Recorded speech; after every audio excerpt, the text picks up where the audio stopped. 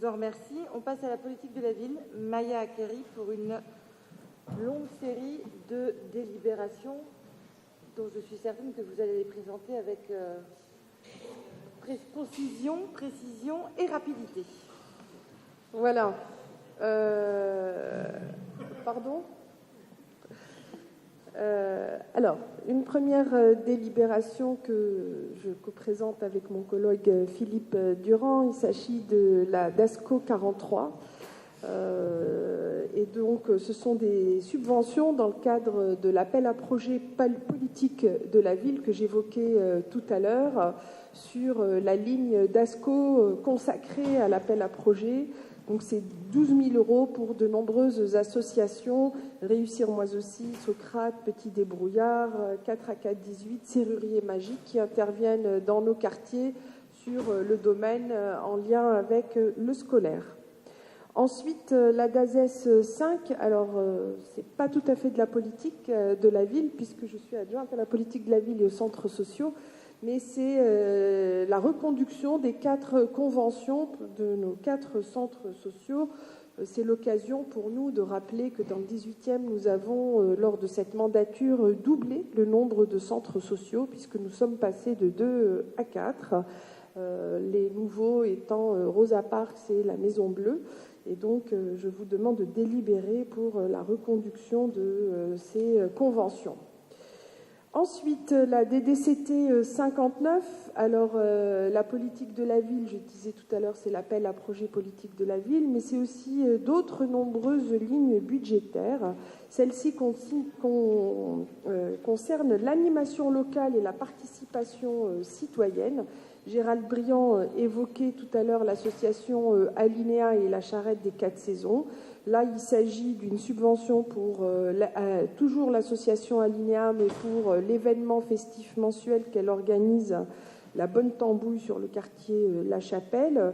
Ensuite, une subvention pour l'association RAPTZ Rapporteuse. Je crois que toutes celles et ceux qui ont fait les fêtes de quartier ces derniers week-ends ont vu cette association et son intervention de qualité dans les quartiers pour faire exprimer les habitants, pour que les habitants puissent s'exprimer. Ensuite, la rue aux enfants. Les rues aux enfants sont très populaires. On a commencé par une première rue aux enfants à la Goutte d'Or, et là, elle s'est élargie à Charles-Hermite.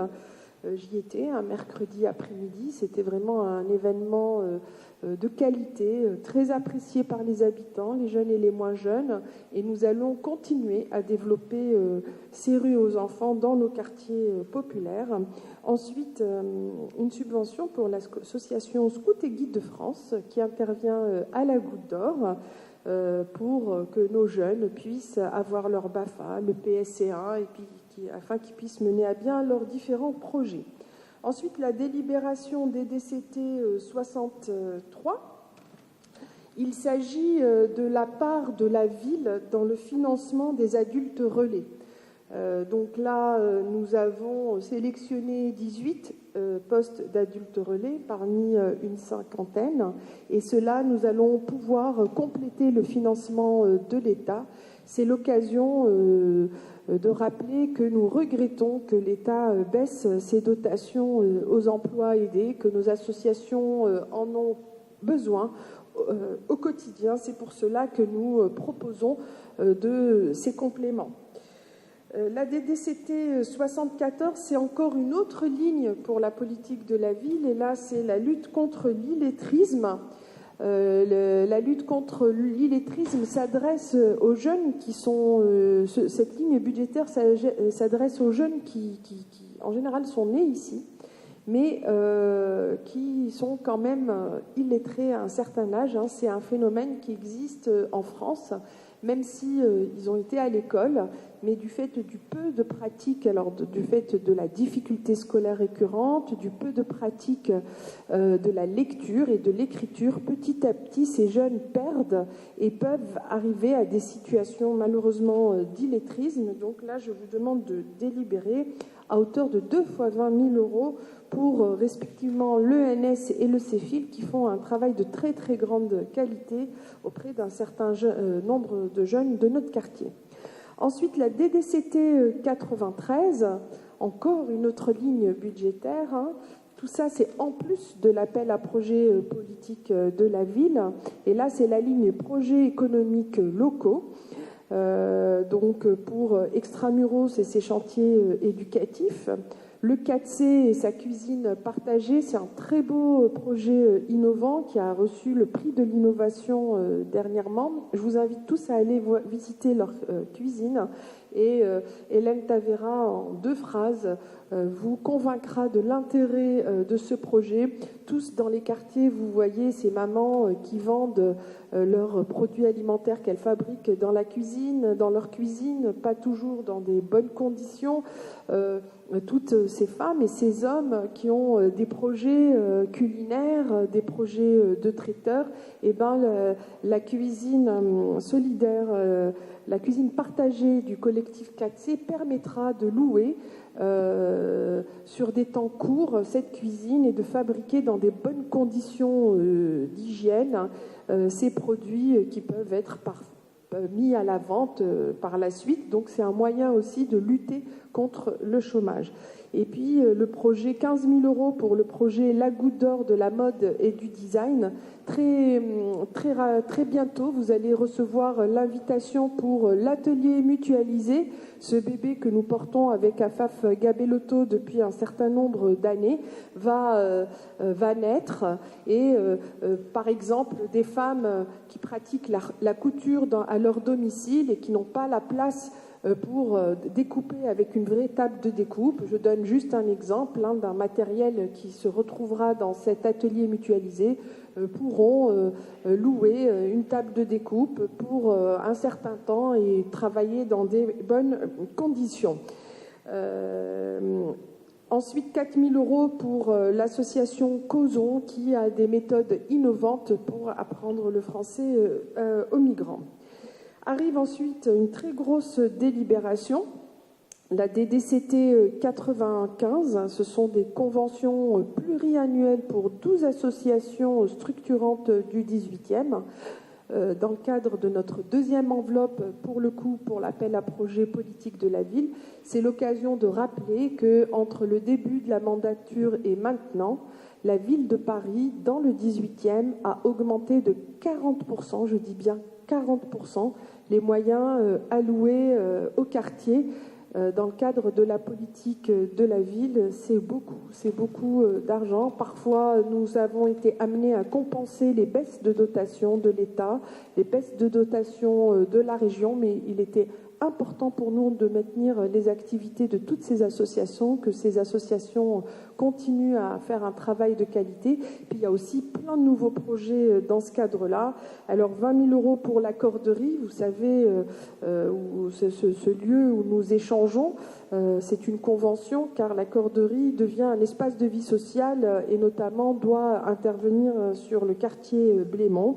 5 500 € pour le collectif 4C, 9 500 € pour l'écomusée dont la lumière est toujours allumée à la Goutte d'Or et qui occupe bien son espace en lien avec le Square Léon.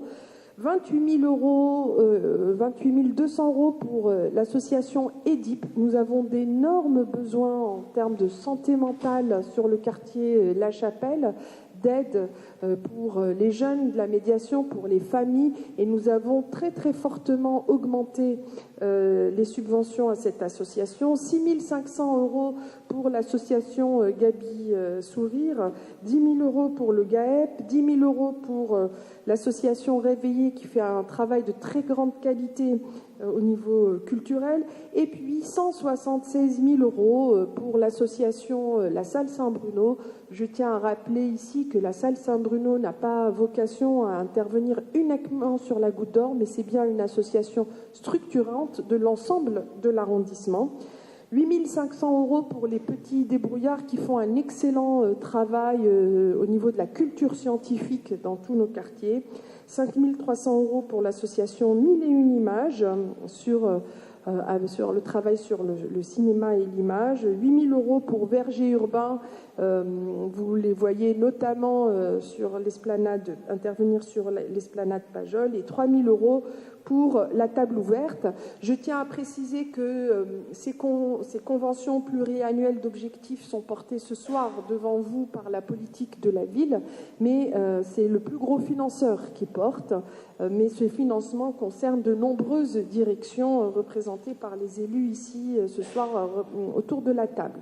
Ensuite, la DDCT 100, qui est encore une autre ligne budgétaire de la politique de la ville qui concerne le dispositif d'accompagnement global des familles monoparentales. Vous savez que nous sommes à plus entre un tiers et la moitié de familles monoparentales dans nos quartiers. Donc je vous invite, n'hésitez pas à vous rendre à l'association Adage ou à Montmartre pour voir tout ce travail innovant en profondeur d'accompagnement global, notamment des femmes isolées, pour les mener vers l'emploi. Ensuite, la DDCT 102 qui est 15 000 € pour les cités labs, pour sensibiliser, promouvoir, détecter, aider à l'amorçage tous les projets